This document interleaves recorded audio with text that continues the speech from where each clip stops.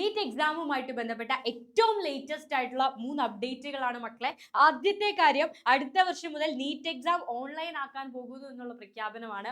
അപ്പോൾ ഈ ഒരു ചോദ്യപേപ്പർ ചോർച്ച വിവാദവുമായിട്ട് ബന്ധപ്പെട്ട് റീനീറ്റ് എക്സാം കണ്ടക്ട് ചെയ്യേണ്ട അവസ്ഥയിലേക്ക് എത്തിയിരിക്കുകയാണ്. അപ്പോൾ ഇത് തടയാൻ വേണ്ടിയിട്ടാണ് അടുത്ത വർഷം തൊട്ട് കീം എക്സാം പോലെ തന്നെ നീറ്റും കമ്പ്യൂട്ടർ ബേസ്ഡ് ടെസ്റ്റ് ആയിരിക്കും. ഇതേപോലെ pen and paper offline mode ആയിരിക്കില്ല എന്നൊരു പ്രഖ്യാപനം വന്നിരിക്കുന്നത്. അതേപോലെ നിങ്ങൾക്ക് എക്സ്ട്രാ 15 മിനിറ്റ്സ് എക്സാമിന് അനുവദിച്ചിട്ടുണ്ട്. ഇത് ഏറ്റവും ആശ്വാസകരമായിട്ടുള്ള ഒരു കാര്യമാണ്.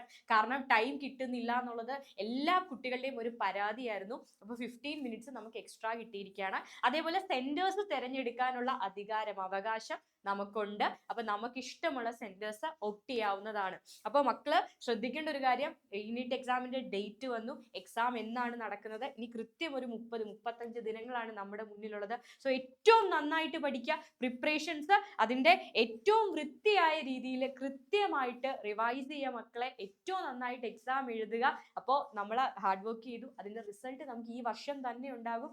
നിങ്ങളുടെ ഉള്ളിലുള്ള വിഷമങ്ങളും കാര്യങ്ങളും ഒക്കെ മാറ്റി വെക്കുക. ഒരവസരം കൂടി കിട്ടിയിരുന്നെങ്കിൽ അടിപൊളിയായിട്ട് എക്സാം എഴുതാമായിരുന്നു എന്ന് കരുതി വിഷമിച്ചിരുന്ന ഒരുപാട് കുട്ടികൾ ഉണ്ടായിരിക്കും. അവർക്ക് ഏറ്റവും വലിയൊരു അവസരം വീണ്ടും ദൈവം തന്നിരിക്കുകയാണ്. സോ നന്നായിട്ട് എഴുതുക. എല്ലാവരും നല്ല ശുഭപ്രതീക്ഷയോടെ കോൺഫിഡന്റ് ആയിട്ട് എക്സാം എഴുതുക. All the very best. By.